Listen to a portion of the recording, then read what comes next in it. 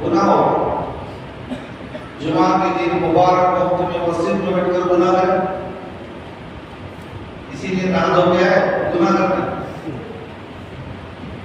इसलिए जो अहबाब ने उनको मालूम नहीं तो बिठा दो, आखिर वक्त इंशाअल्लाह सुन्नतों के लिए दिया जाए। तो मेरे भाइयों, कुरान करीम की 2 आयतें और एक हदीस मैंने अभी आपके सामने तिलावत की। 12 नंबर 26 और सूरह हुजरात की 11 और 12 इन 2 आयतों में अल्लाह का क्या पैगाम है?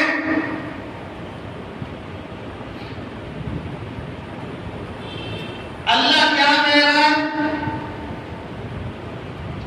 या अय्युहल्लज़ीना आमनू ला यस्खर कौमुम मिन कौमिन, ईमान वालों एक दूसरों का मजाक मत उड़ाओ। मजाक, किसी का दिल तोड़ देना, किसी को बेइज्जत कर देना, किसी को बदनाम कर देना नहीं, एक मजाक में करे। सब कुछ कर दिया, उसके बाद आखिर में मजाक में मजाक कर रहा है। अल्लाह कहता है कि मत करो, तमस्कुर मत करो, किसी को गिरा कर किसी की इज्जत को निकालना और किसी को बदनाम करना और किसी के बारे में बदगुमानी करना, ये दुरुस्त नहीं है। उलमा ने इसी आयत के तहत में लिखा है कि कायनात में सबसे बदतरीन जुर्म बदगुमानी है।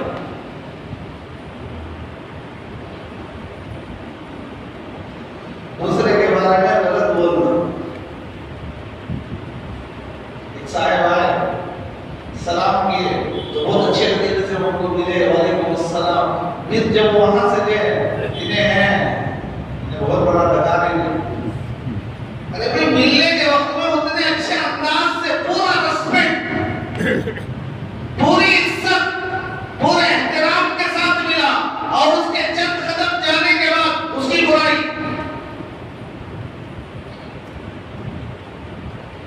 ऐसा मत करो।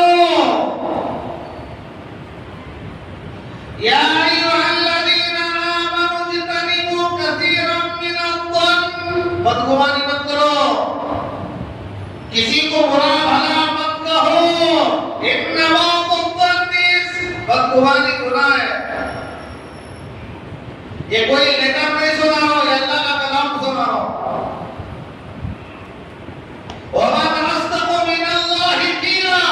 ये अल्लाह का वो कलाम है जिसका कोई मुकाबिल नहीं, जिसका कोई टक्कर नहीं। ला रैब फी, जिसमें कोई शक नहीं। अलिफ लाम मीम, ज़ालिकल किताब, ये अल्लाह का कलाम है और अल्लाह अपने बंदों को पैगाम दे रहा है, मेरे बंदों आपस में मजाक मत उड़ाओ। कभी कभी हंसने के लिए सब मिलकर आपस में मजाक करने हुआ लगे, किसी का दिल तोड़ कर, किसी की इज्जत से खेल कर उसका मजाक उड़ाना दुरुस्त नहीं है।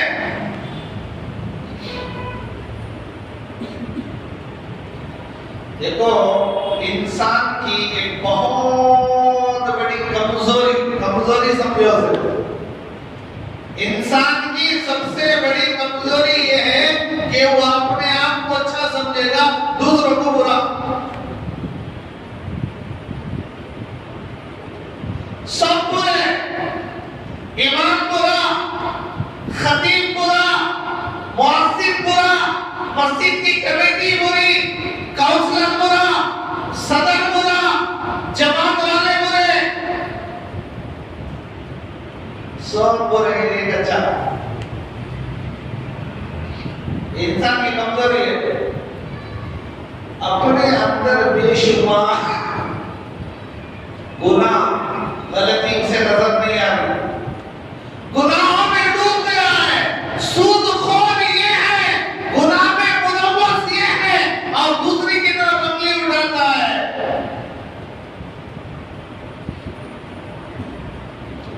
कभी मोबाइल में सुनना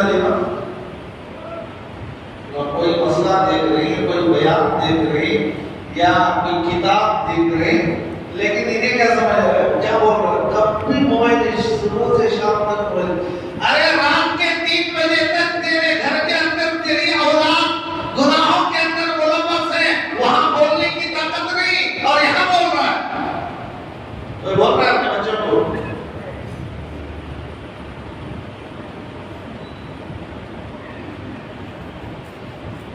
या अय्युहल्लज़ीना आमनू इज्तनिबू कसीरम मिनज़-ज़न्न, बदगुमानी से बचो, दूसरों की बुराई करना छोड़ दो, जहन्नम में ले जाएगी। दूसरों की बदगुमानी कायनात का बदतरीन जुर्म है। अब इसे मामूली समझ लीजिए।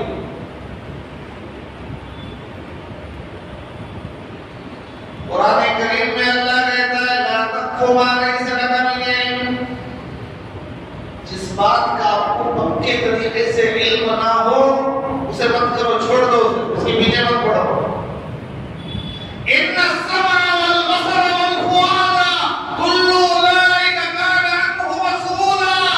आज जो कुछ बोल रहे हो किसी के बारे में, इनके बारे में, उनके बारे में, वो टोपी वालों के बारे में, झुब्बे वालों के बारे में, पैंट शर्ट वालों के बारे में, मस्जिद वालों के बारे में, बाजार वालों के बारे में, जो भी बोल रहे हो कल क़यामत के दिन अल्लाह की अदालत में जवाब देना पड़ेगा। काना अन्हु मसऊला, पूछा जाएगा। इसलिए मेरे भाइयों, अपनी ज़बान को पाक रखो। हज़रत इमाम गज़ाली रहमतुल्लाहि अलैहि ने लिखा है कि दूसरों के बारे में बुराई करना ये दिल का गुनाह है।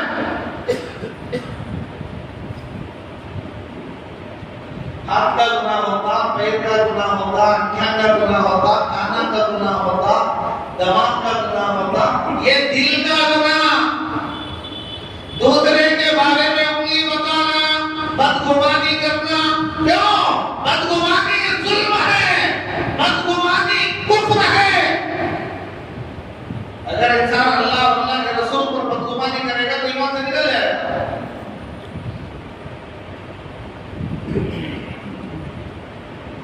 और दूसरा, बदगुमानी से दुश्मनी पैदा होती है, बदगुमानी से जलन दिल में आता, बदगुमानी से हसद आता, बदगुमानी से मोहब्बतें खत्म होते हैं, रिश्ते टूट जाते हैं, बदगुमानी से हिर्स दिल में आता है, बदगुमानी से लालच दिल में आता है। बदगुमानी बहुत बड़ी बीमारी है।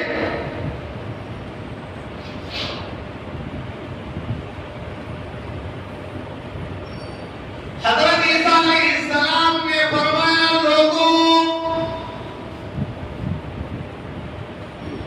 अपने जिस्म पर चलते हुए सांप और बिच्छू तुम्हें नजर नहीं आ रहेंगी, दूसरों के लोगों के आंखों में पड़ा हुआ कचरा नजर आ रहा है। यानी खुद गुनाह में डूब गया,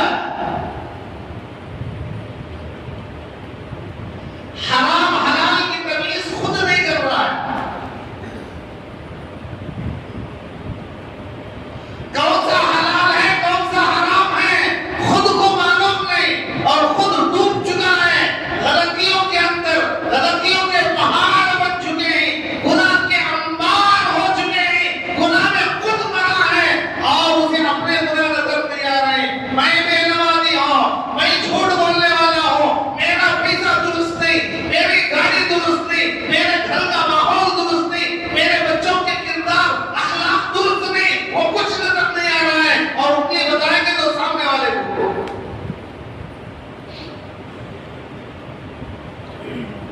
अपने सांप बिच्छू जिस्म पर जो देख रहे वो नजर नहीं आ रही, दूसरों की आंखों का कचरा नजर आ रहा। कौन तो है अपने आप को बोले मैं करापुर को सब मैं अच्छा इधर रहा,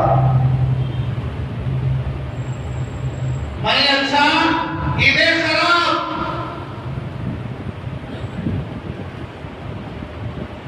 इज्तनिबू कसीरम मिनज़-ज़न्न, बदगुमानी से बचो। तो भाई कभी कभी जो छोटी मोटी इबादत करते हैं वो भी मुबारक होगा,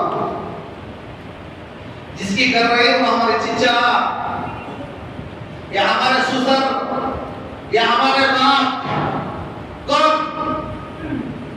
अगर हमारी नेकी उनके खाते में ट्रांसफर करना है तो अपने खानदान वालों को करो, अजनबियों क्यों कर रहे हो?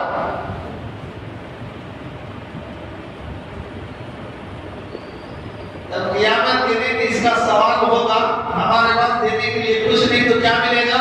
क्या ऐलान होगा? अल्लाह कहेंगे इसके सारे गुनाह इसके ऊपर डाल दो।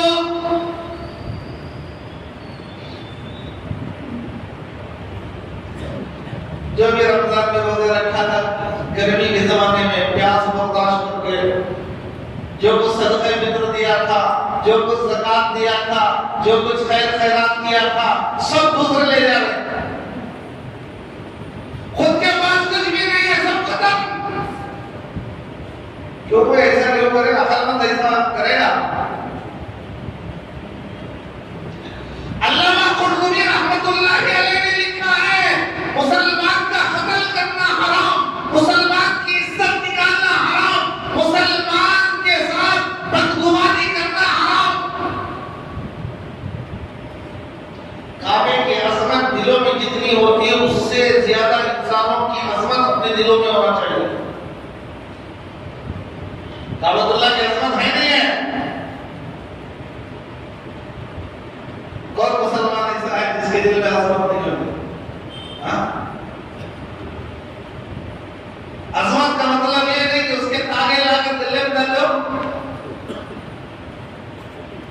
अजमत का मतलब ये नहीं कि काबतुल्लाह के खिलाफ के वो जो कुकी उसे ले जाकर कुफर डालता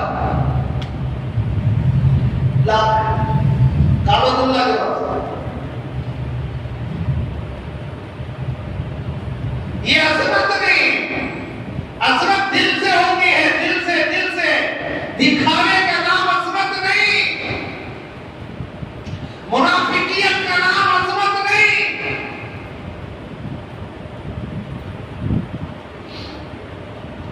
तो लोगों की अजमत दिलों में होना चाहिए, किसी को बुरा मत कहो। इमाम गज़ाली रहमतुल्लाह अलैहि ने लिखा है, बदगुमानी दिल की कीमत है। अल्लामा कुर्तुबी, अल्लामा ज़मख़शरी रहमतुल्लाह अलैहि ने लिखा है, बदगुमानी जुल्म है।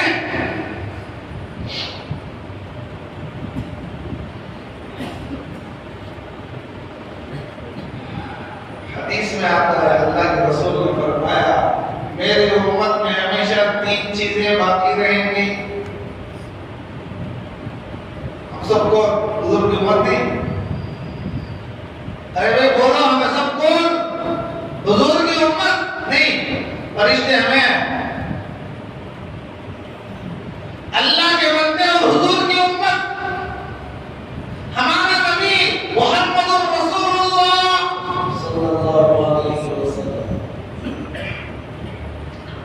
तो हमारे नबी ने फरमाया, मेरी उम्मत में हमेशा 3 चीजें बाकी रहेंगी। नंबर 1, बदख्वाली। क्या वो बदख्वाली? बदख्वाली खत्म नहीं होगी, क़यामत तक बदख्वाली रहेगी। लेकिन अल्लाह के रसूल ने फरमाया, मुबारक है वो लोग जो इन 3 बीमारियों से बच जाए। अल्लाह ने अकल दिया है। तो पहली चीज बदख्वाली। बदख्वाली क्या है?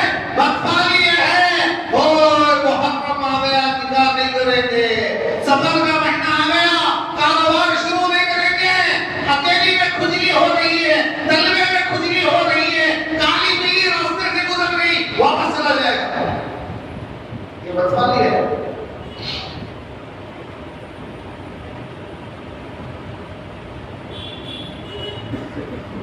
मुहर्रम के महीने में हिम्मत हो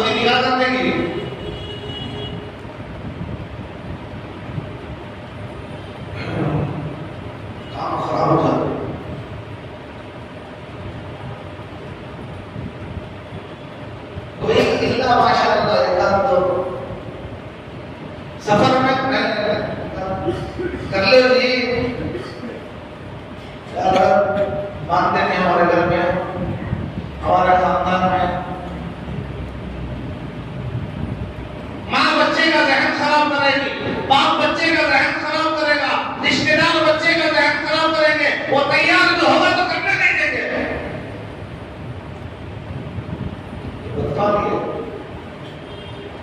रास्ते से जा रहा था, बेवा आ गई, वापस आ जाएगा।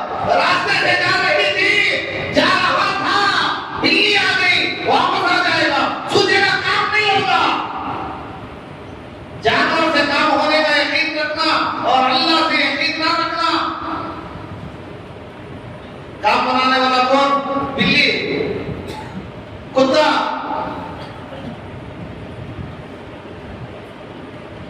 कौवा पुकारा तो एक मतलब, कौवा आकर बैठा तो एक मतलब, छींक आ गई तो एक मतलब, हथेली खुजली हो गई तो अलग मतलब, पैर खुजली हो गई तो अलग मतलब, पीठ खुजली हो गई तो अलग मतलब, आंख फड़क रही अलग मतलब। ये क्या मतलब आने ले? दीन है मजाक है?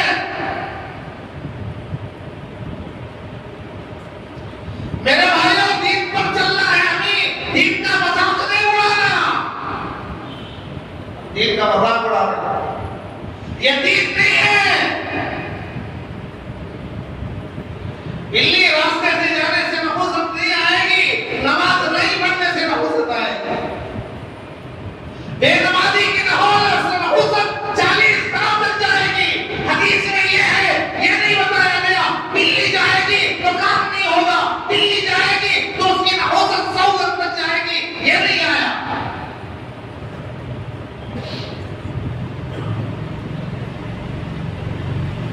ये गर्मी से आंख भड़क रही है, इन्हें इसके अलग अलग मतलब मुराद मिला। तो अल्लाह के रसूल ने फरमाया, बदख्वाही मेरी उम्मत में रहेगी, खुश नसीब है वो जो बच जाए। दूसरी चीज हसद,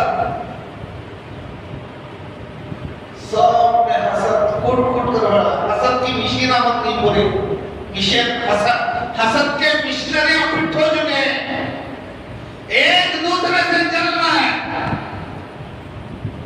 एक दूसरे की अच्छाई को देखने के लिए, अच्छे रुतबे को देखने के लिए, अच्छी चीज देखना बर्दाश्त के बाहर है, पसंद नहीं करेगा। ये सब क्या है?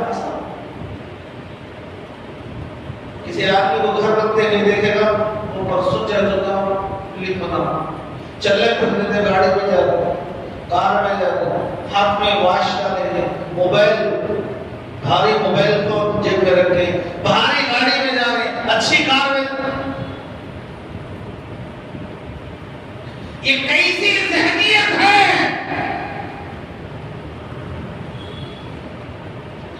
तो अल्लाह के रसूल ने फरमाया हसद रहेगा। तीसरी चीज बदगुमानी। खुद सोच लो बैठकर, मैं ये बीमारी में मुलव्वस हूं कि बची हूं।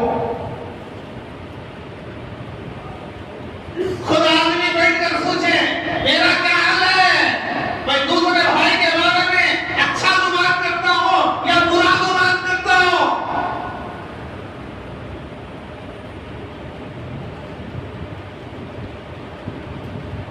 हाँ, शहद मालूम है, शहद जानते हैं? हनी हनी हनी बोलते क्या बोलते हैं? शहद ऐसा बनती है, इंसान बनाता है। कैसा बनती भाई? शहद की मक्खी बनाती है।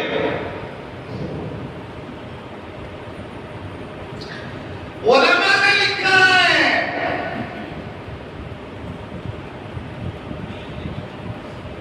शहद की मक्खी फूल के दरख्तों पर, फूल के बागान में जाकर 45 लाख फूलों से लेकर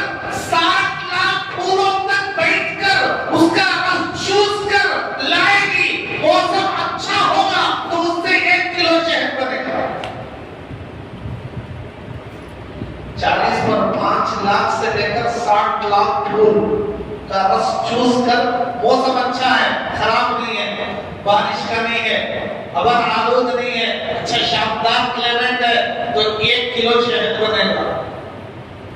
अगर मौसम खराब है तो 1.5 मिलियन फूलों का रस चूस कर लाना पड़ेगा। 1 करोड़ 50 लाख।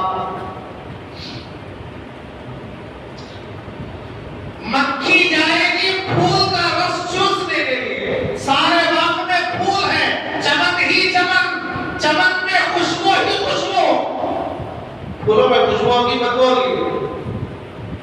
मक्खी जाएगी तो फूल का रस लाएगी। कुत्ता और खिंजीर बाग में जाएगा तो वो खुशबू को तलाश नहीं करेगा, वो गंदगी को तलाश करेगा। नहीं, फूलों के बाग में कुत्ता चला गया, वो रस चूस के लाएगा, वो तो गंदगी तलाश करेगा। फूलों के बाग में गंदगी तलाश करेगा। खिंजीर चला गया, सूअर चला गया, वो फूलों की खुशबू को तलाश नहीं करेगा, वो गंदगी तलाश करेगा। बुरा आदमी जिसकी फितरत में खबासत है, जिसके अंदर में खबासत है, वो अच्छे महफिल में भी जाएगा तो बुराइयां तलाश करेगा।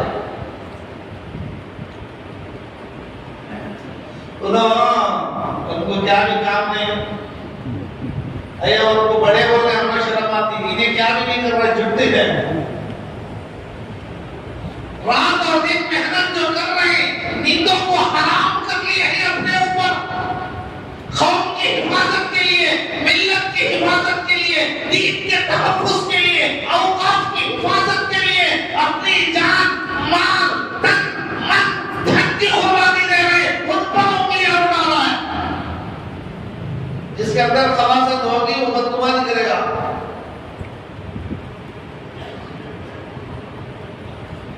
जैसे फूलों के बाग में कुत्ता जाएगा तो खुशबू तलाश नहीं करेगा, वो तलाश करेगा, गंदगी तलाश करेगा, देखेगा कहां गंदगी है। तो गंदे आदमी को अच्छी महफिल में भी गंदी चीजें नजर आती है। तो कौन सा बनाए तो इन्हों खतीब साहब बराबर नहीं, इन्हों जमात के अमीर साहब इन्हों बराबर नहीं, इन्हों इमाम साहब इन्हों बराबर नहीं, सब कोई भी बराबर नहीं। यहाँ तक के अंबिया पर, सहाबा पर भी उंगली उठाएगा। जो अंबिया और सहाबा की अल्लाह के साथ जो बदगुमानी करेगा वो काफिर हो जाएगा। इसलिए मेरे भाइयों, संभल के जिंदगी गुजारना है। एक दिन तो मौत है, नहीं है? अपने आप को बुरा समझो, सबको अच्छा समझो। एक वक्त की नमाज क्या पढ़ लिया, सारों को बेनमाजी समझ रहा, मैं पढ़ लिया नहीं ना, सब नमाज में सब पढ़ते नहीं, पढ़ते सब नाचने वाले। कौन सा हिसाब किताब करते हुए 2 रकात पढ़ लेना है वो भी मालूम नहीं, वो 2 रकात कबूल हुई या नहीं हुई वो भी मालूम नहीं, दूसरों को बददुआ नहीं कर रहा। किताबों में लिखा है हज़रत ईसा अलैहिस्सलाम ने देखा एक आदमी चोरी करके लाया, चोरी किया, सामान लेके आ गया, आंखों से पैगंबर ने देखा। जरा गौर से समझो, समझने के वास्ते आदेश दिया। अभी हमाम में रदी हमारे भाई, अभी हमाम को बाहर निकलने की इजाजत नहीं देता। कहाँ हो? अंदर है। क्या कर रहे हो? जो चीज तुम्हें अंदर नहीं आने दे रही हो, अभी बाहर नहीं आने दे रही, तुम बैतुल खला में रहो।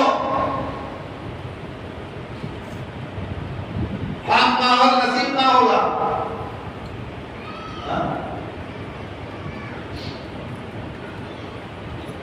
तो एक आदमी चोरी करता हुआ ईसा अलैहिस्सलाम ने देखा और उसे पूछा, भाई तूने चोरी की, तूने चुराया? वो कहने लगा, अल्लाह के नबी, अल्लाह की कसम मैंने चोरी नहीं की। हमें होते क्या बोलते, दिल पर हाथ रखकर सोचो, हमें होते क्या नहीं देखा ना रे, तो अपना छोटा बना रहा है, बहुत बड़ा मक्का ले गया, अयो पूरी जमात को छोटा बना रहा था भाई ने, इतना बड़ा गिरफ्तार है। हजरत ईसा अलैहिस्सलाम से कहा अल्लाह के नबी, अल्लाह की कसम मैंने चोरी नहीं की, जबकि ईसा अलैहिस्सलाम ने अपने आंखों से देखा है चुरा रहा है। तो उसने कहा अल्लाह की कसम चोरी नहीं की। तो हजरत ईसा अलैहिस्सलाम ने कहा भाई हो सकता है मेरे आंखों ने गलत देखा हो, तो ईमान वाला है, अल्लाह का बंदा है, कसम खा के कहता है कि मैंने चोरी नहीं की, तो हो सकता है मेरी आंख ने गलत देखा हो। क्या सबक मिला? अच्छा को बुरा बोलने का सबक मिला। सो बुरे में अच्छा, पैगंबर क्या कर रहा है? हज़रत शेख ज़करिया रहमतुल्लाह ने अपनी किताब फज़ाइल के अंदर एक वाक़या लिखा। एक चोर आदमी चोरा मस्जिद में आ गया, चोरी करके कहाँ गया भाई? मस्जिद में आ गया।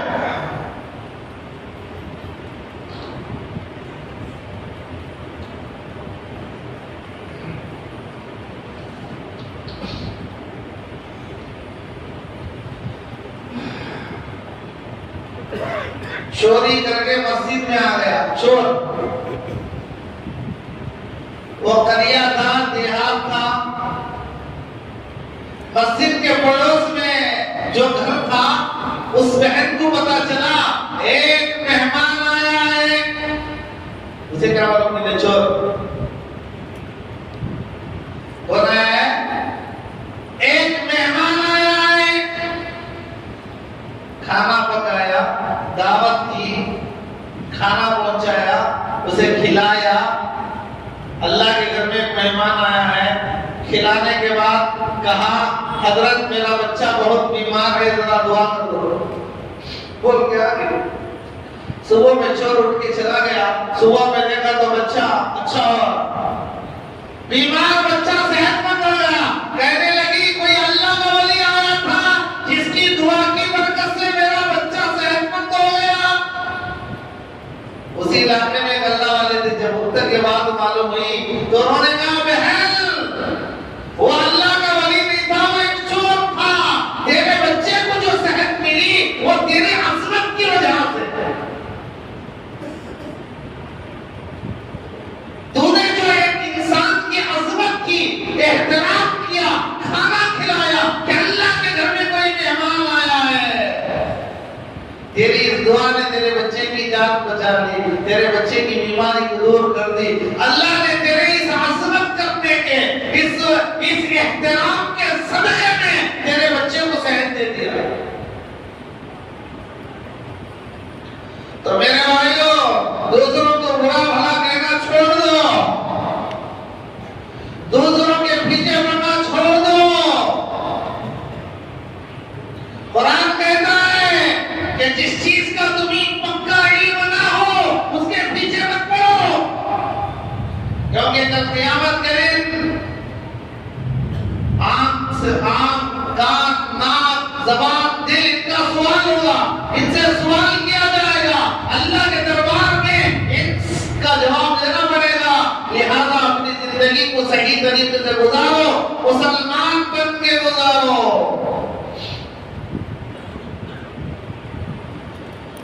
अल्लाह के रसूल अलैहिस्सलातु वस्सलाम ने जिंदगी कैसे गुजारना, एक सही मोमिन कैसा बनना बताया। हमारा हुजूर की सुन्नतों से कोई लेना देना नहीं, और हमको नाचने वाला अच्छा दिखता, हराम खाने वाला अच्छा दिखता, पैंट में पेशाब करने वाला अच्छा दिखता, बगैर कपड़ों के जाने वाला अच्छा नजर आता, सतर ढांकना हमें अच्छा नहीं नजर आता, सुन्नत के मुताबिक बाल कटाना हमें अच्छा नहीं लगता, सुन्नती लिबास पहनना हमें अच्छा नहीं लगता, घरों में बैठकर सुन्नत के मुताबिक खाना हमें अच्छा नहीं लगता, हमें जानवरों की तरह बफे सिस्टम खाना हमें अच्छा लगता, चलते चलते खाना हमें अच्छा लगता, पहले बैतुल खला में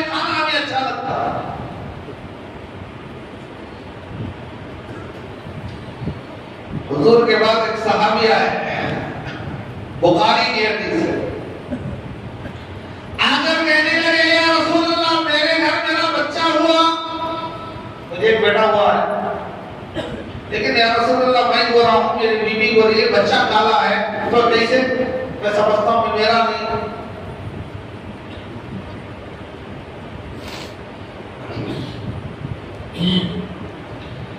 अल्लाह के रसूल ने फरमाया तेरे ऊँट हैं, तेरे पास ऊँट है? इसने कहा कलर क्या है?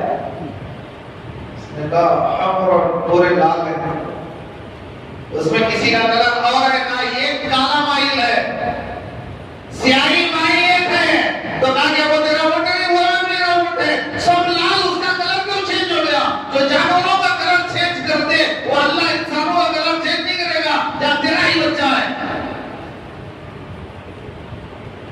हुजूर ने क्या तालीम दी? खुबा में रहने वाले एक नाबीना सहाबी, खुबा मस्जिद नबवी से 3.5 मील किलोमीटर, इस्लाम की जहां पहली मस्जिद बनी है, इस्लाम की वहां से एक नाबीना सहाबी ने कहा या रसूल अल्लाह मैं नाबीना हूं, कोई गाइड भी नहीं है, कोई साथ देने वाला भी नहीं है, आपके पास आकर नमाज पढ़ने में, आपके इत्तिबा में और आपके पीछे नमाज पढ़ने के लिए मैं हर वक्त वहां से अकेला नहीं आ सकता, अंधा हूं, नाबीना हूं, मुझे परेशानी होती है, एक मर्तबा आप मेरे घर आइए, वहां जमात करके नमाज पढ़ाइए, जिस जगह आप नमाज पढ़ाएंगे मेरे घर में उस जगह को मैं मुसल्ला बना लूंगा, वही नमाज पढ़ लूंगा।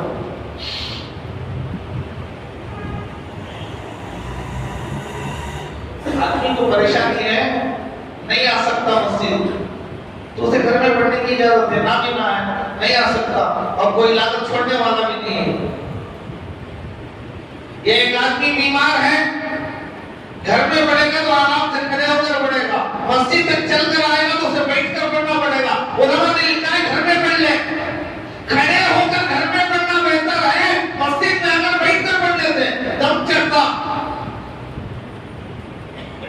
एक आदमी को बीमारी है और ऐसी बीमारी दूसरे लोग उसे देखेंगे तो घिन करेंगे, शरीयत कहती घर में पढ़ ले, मस्जिद में मत आ।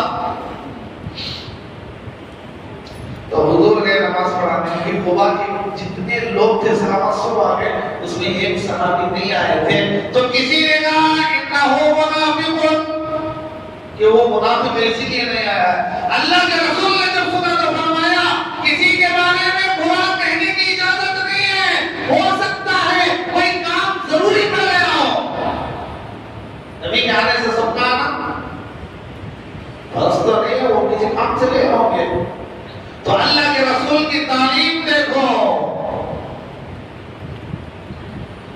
हुजूर ने बताया जिंदगी कैसे गुजारना है। तो मेरे भाइयों अपने आप को बुरा समझो, अपने गलतियों को खत्म करो, गुनाह से तौबा करो, अपनी जिंदगी को पाक साफ बनाओ, अपने नेकियों को बर्बाद मत करो, दूसरों की तरफ उंगलियां मत उठाओ, ये बराबर नहीं, वो बराबर नहीं, इन्हें बराबर नहीं, उन्हें बराबर नहीं, इन सारे चीजों से तौबा करो।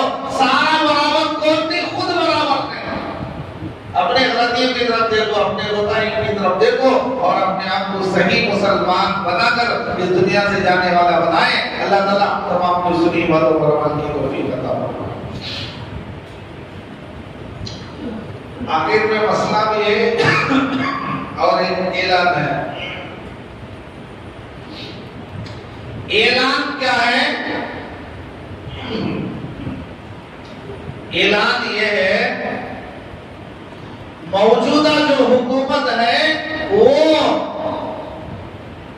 मुख्तलिफ बहानों से, मुख्तलिफ तरीकों से शक्लें बदल बदल कर ईमान पर डाका डालने की कोशिश कर रही है।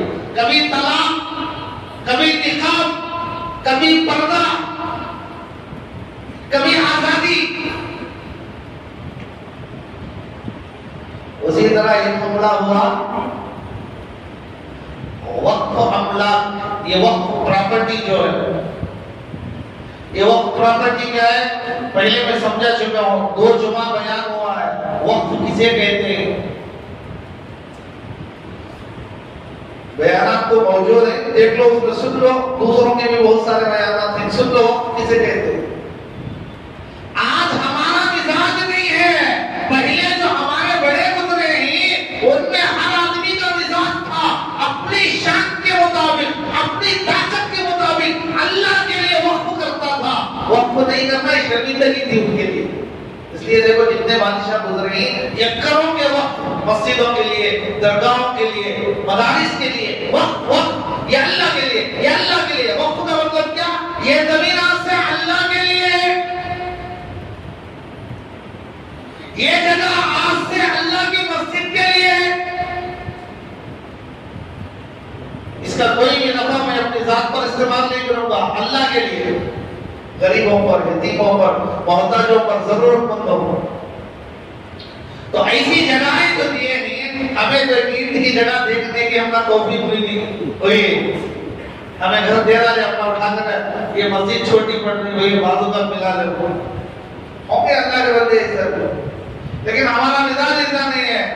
1 घंटा देने की फजीलत पर बयान करे तो 20,000 चंदा होना मुश्किल।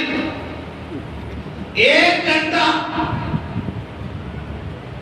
ये हमारा मिजाज है। पहले वालों का मिजाज ना देना शर्मिंदगी थी, अगर कोई ना देता तो कहता मैं शर्मिंदा हूं, मैं इतने दिन जिंदा रहा, अल्लाह के नाम पर कुछ नहीं दे सका।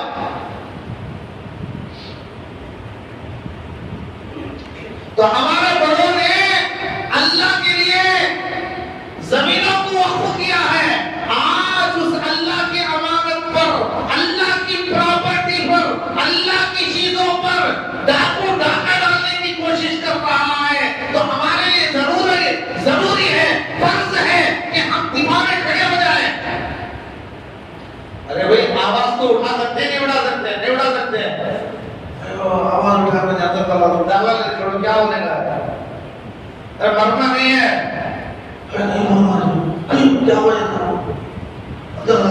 डाला लेते छोड़ो, क्या होने का, अखबार बोलने में डाले तो क्या नहीं डाले, अरे मरना तो है, ये सब अल्लाह की प्रॉपर्टी है।